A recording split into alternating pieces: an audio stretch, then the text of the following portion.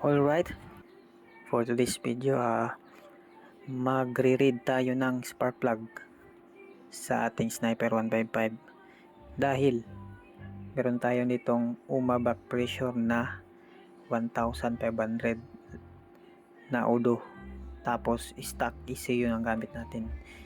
Marami kasing nagsasabi na babakat daw yung piston pag hindi nagpalit ng ECU tapos nag-open pipe ka.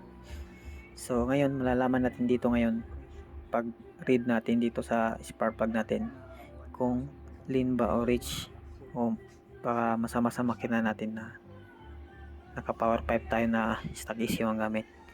So let's go.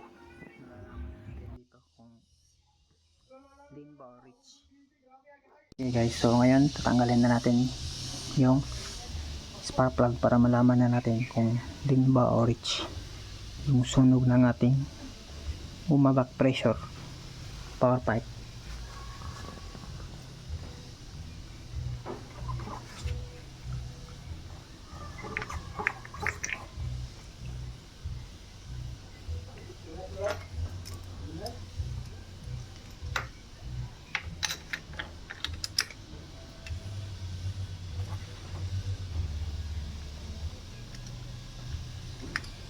So dito na magkakaalaman guys, 1,500 odo.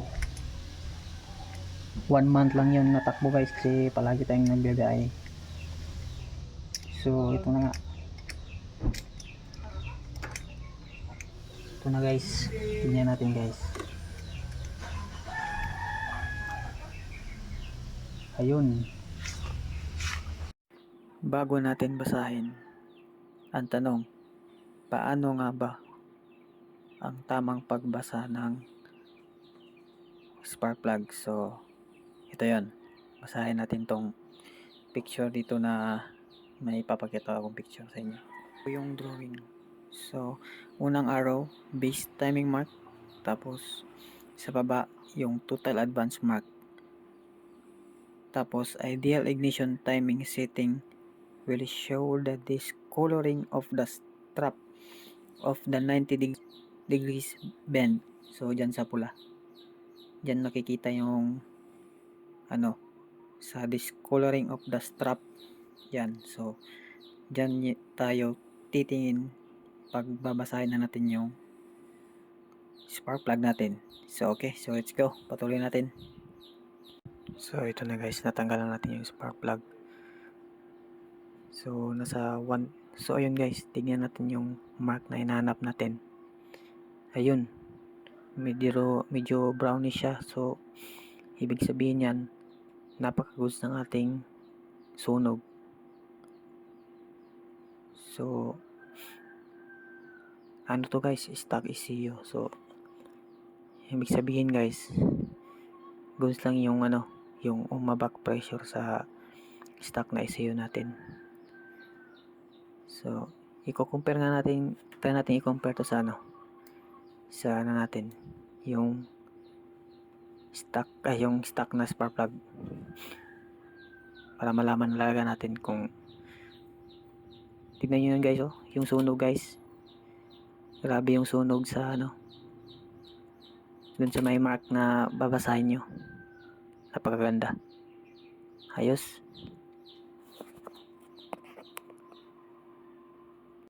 So ito na yung stock na spark plug, tapos itong kukumpare natin silang dalawa. Bali yung pinagkaiba lang nila is yung isa is 1.5 odo, tapos yung isa is nasa 7,000 odo. Kaya kung ipapatagal natin yung bagong spark plug natin, baka magkasing kulay na sila, kasi medyo mag-brown yan lalo na pag hindi natin tinatanggal. So sa research natin ngayon, all goods yung back pressure na power pipe sa stock ECU. So yun lang, all goods, let's go.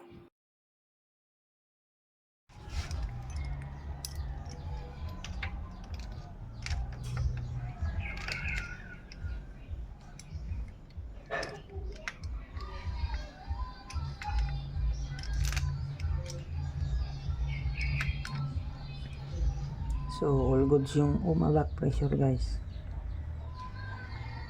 Walang problema yan sa ano, stock issue.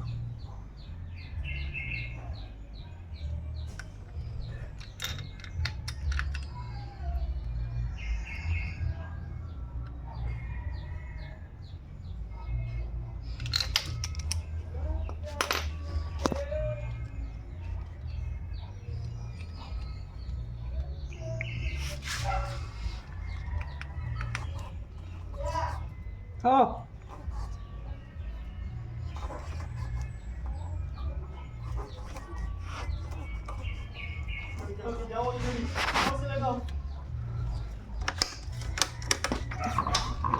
Ha? Ikaw na mo? Apa? Wala pa?